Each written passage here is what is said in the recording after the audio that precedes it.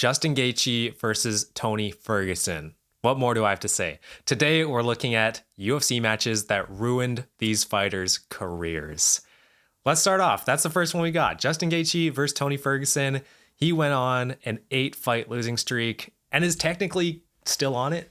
It's one of the biggest downfalls in all of sports history, what we were witnessing with Tony Ferguson. It's just sad, man. You know, he goes from interim lightweight potential Khabib winner, which is crazy to think about now. That was never going to happen. And then, you know, puts a good first 2 rounds in against Justin Gaethje and probably wins them, hits him with a massive uppercut, and then from there onwards, it was sad. You see him just shake off those punches and it's like, stop the fight, Herb Dean. It's the type of thing that makes you think about how one punch can change someone's career positively or negatively. You know, it takes one punch to the face to, you know, destroy your chin for life, or as an up-and-comer, one punch to kind of project you to the top. Yeah, that's a good point. I think we just need to take a moment of silence for Tony Ferguson's career here. All right, let's move on to our next fight. Next up, we got Tom Aspinall versus Sergey Pavlovich. Oh, this is kind of like a prediction. Yeah, I mean, Sergey did lose to Tom, and then his next fight looked horrid.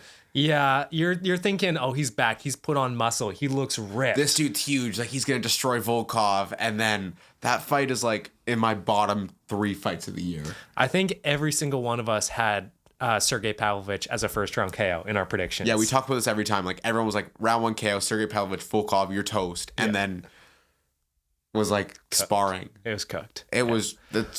If you haven't watched the fight, don't watch it. But just, like... watch the highlights. It'll be like 30 seconds. So much hype for nothing. I think the thing that annoyed me the most is that after the fight, when Sergey Pavlovich went up and pushed Volkov, like, dude, don't get mad at him that he had a better game plan than you and you couldn't find one punch to KO him. Yeah, right? Especially for Pavlovich, one punch and, like, you didn't get really anything through. All you need is one punch. That's all you need to win, bro. And I think at this point, like... I could see him beating like a Curtis Blades, but I don't see him beating like a Gon. I think in a rematch versus Volkov, there's a potential. Yeah. But I think the prediction factor here is whether he does good in his next fight.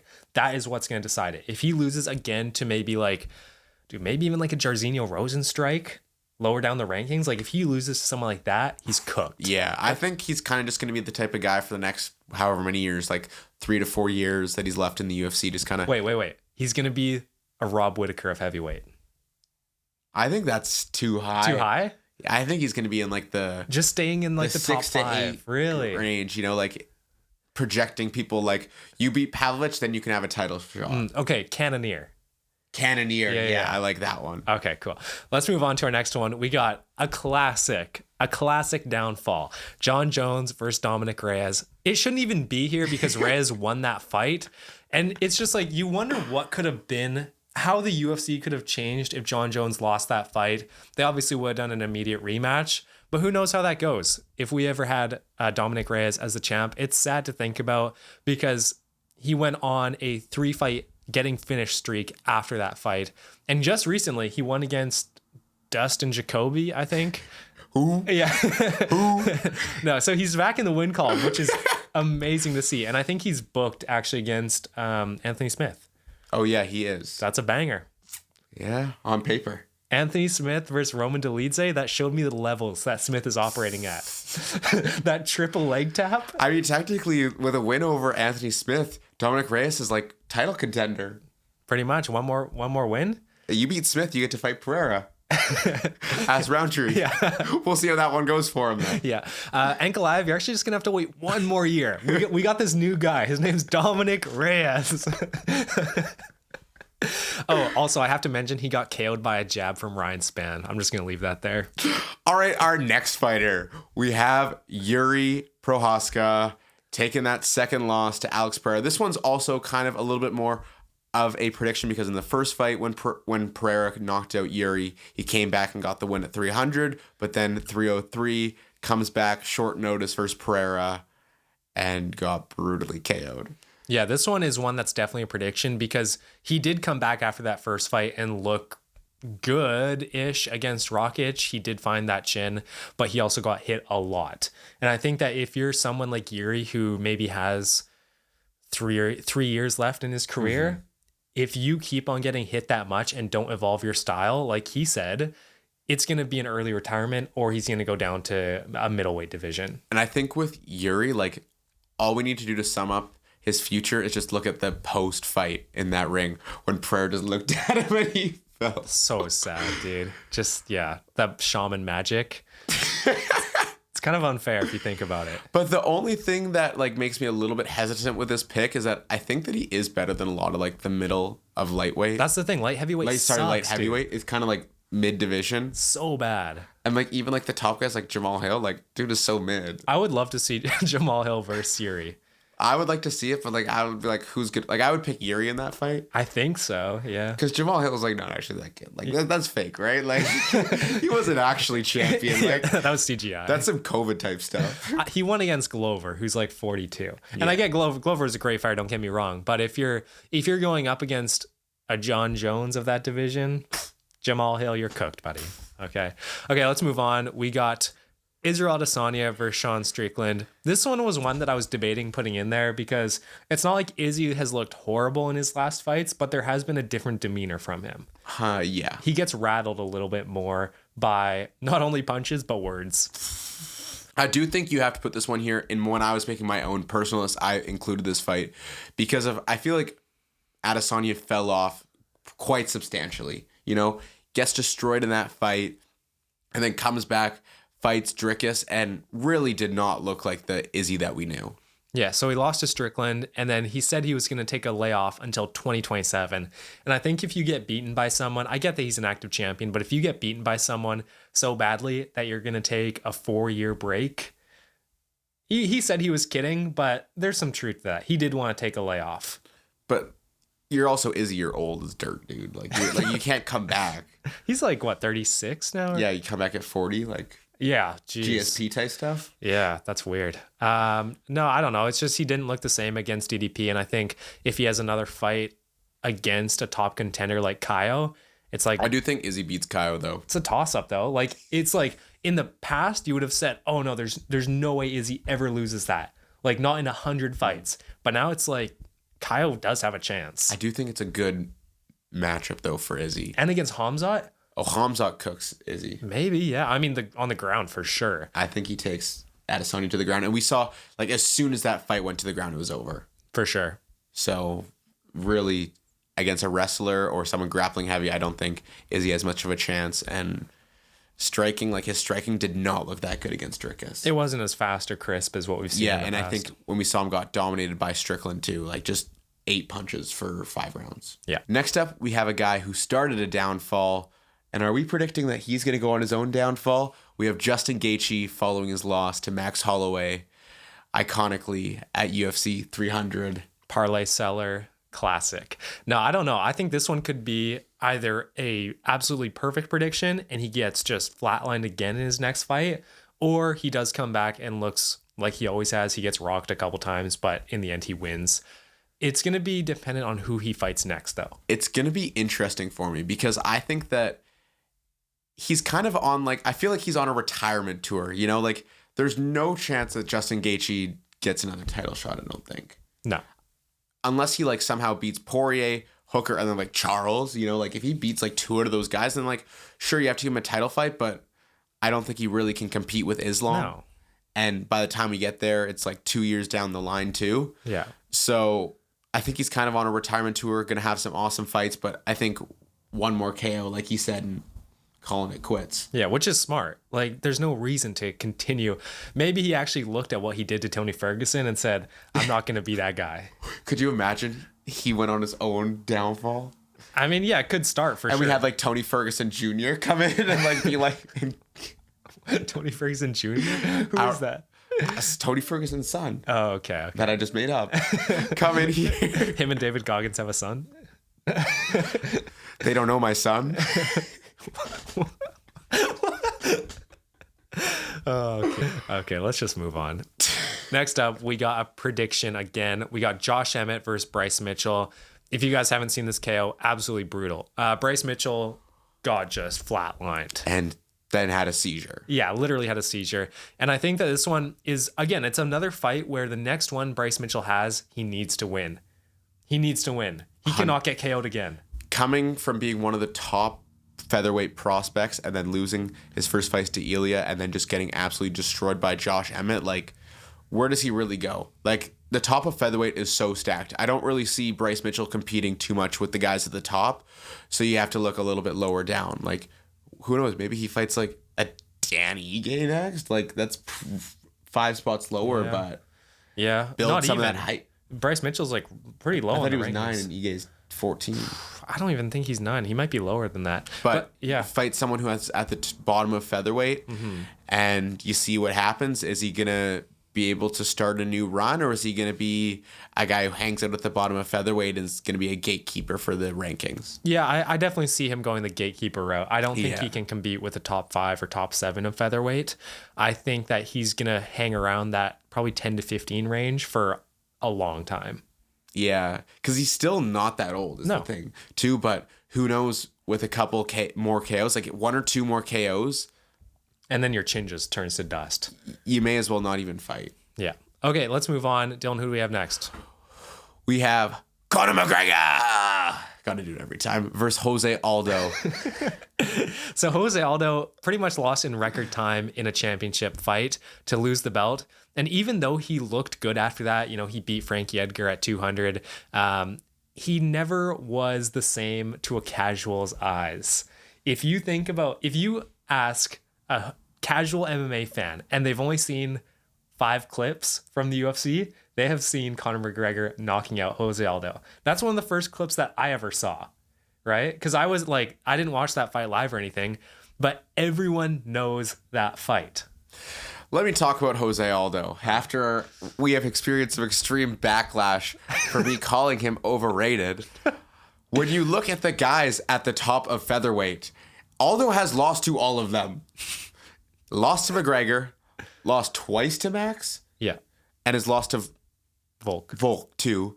And the guy that beat you twice has lost 3 times to Volk. How is, like, I get that he has the most offenses, but if we're looking at resume, his resume is relatively weak to the other guys in featherweight.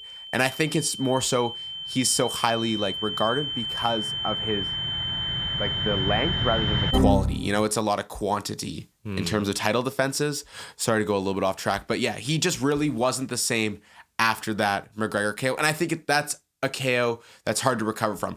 If McGregor came out and knocked him out in like the 4th or 5th round after a great fight, sure, but he just got smacked. It's not even really about the fact that he got KO'd in the first round. It's about the mental beatdown that he took before and leading up to the fight. Going on that press tour conference, which I wish they still did, they were so good.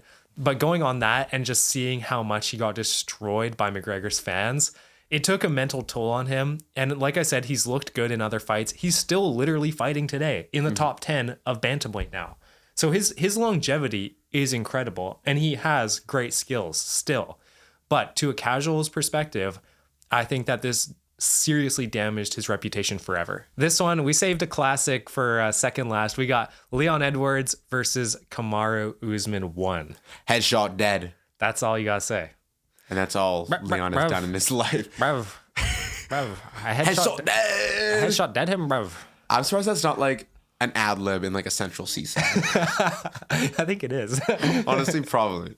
Yeah, there's nothing more to say. He got just brutally finished. That is the KO of the year in 2022, I think. But it was beautiful. Perfectly landed head kick, and you don't really recover from that very fast. And Kamaru Usman was extremely dominant as a welterweight champion. And then after that, you saw him come back, lose the rematch, just got outstruck by Leon Edwards, which is hard to do. Leon Edwards does not throw very many power punches. So it was kind of telling that he lost again to Leon Edwards and then went on to face Khamzat on short notice. Looked pretty good for short notice. I think if you give him a full camp, he gives Khamzat serious issues, especially in a 5-rounder. I think he would have beaten him in a 5-rounder on short notice, to be honest. Ooh, that's a hot take. Nah, not really. He was looking good in the later rounds. But yeah, there's just a little bit of a fall off. And I think this is another fight where It depends on his next win.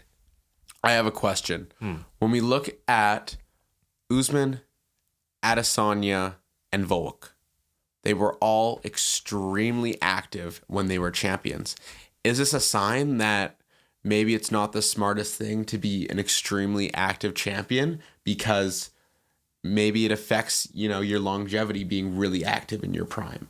I don't think that's necessarily true because it's just the cycle of UFC, right? You That's have true. guys coming up who are going to be better and stronger than before, right? Like UFC is still such a new sport that you have people like Tom Aspinall, who's really the first generation of people who have been trained in MMA from like a kid, That's true. right? He's trained jiu-jitsu and boxing by literally the best people. His dad, black belt, and then he trained with the Furies. That's true. You can't ask for a better base He than was that. brought up to fight in the UFC. Exactly. It's not these fighters who came up as Brazilian jiu-jitsu or sambo. These guys came up to fight in the UFC. Yeah, and so I think that if you look at Kamaru Usman and Leon Edwards, no, he was not dominant. If we look at Kamaru Usman and Izzy Adesanya, they didn't take a ton of damage in a couple of their fights. So I think that it's okay to go a 4-month recovery after that. And you have to think about camps take like 10 weeks, sometimes 12 weeks for a super long one. But let's say it takes 10 weeks. That's 3 months you have to prepare. So you go from fighting, you take a month off, and then you start your camp. And I get that the first weeks are definitely slower, like they're just getting back into it.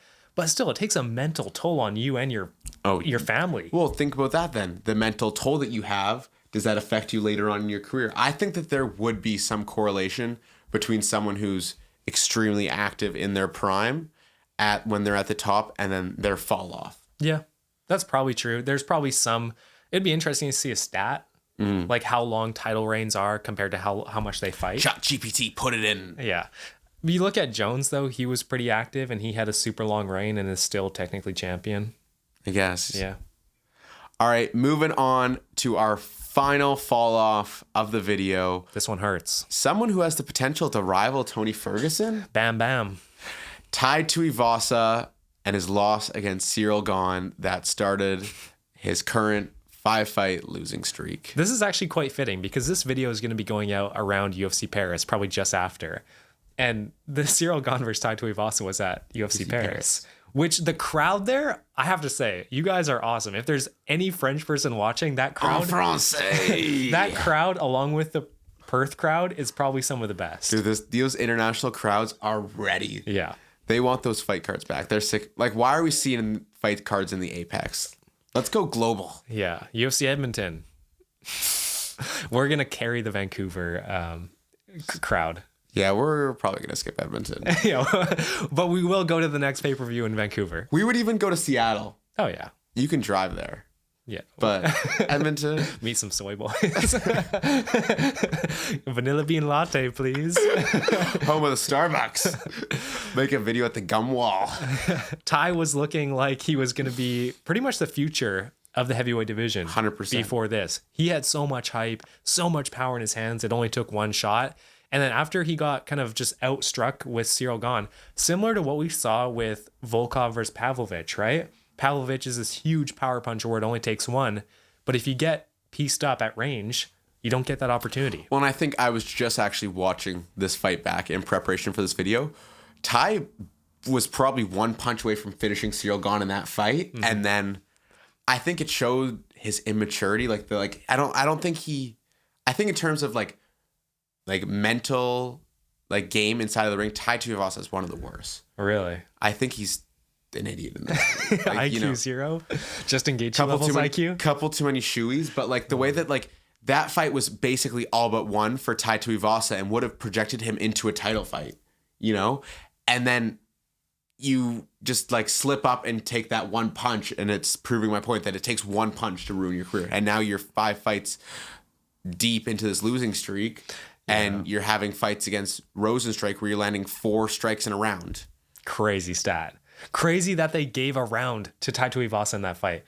I know we don't want to harp on this because you've probably seen other videos where we talk about this, but that is the worst scorecard I've ever seen. Someone had it winning the fight for Tai Tuivasa, and he landed 4 strikes in the first round. That's going to do it for us today.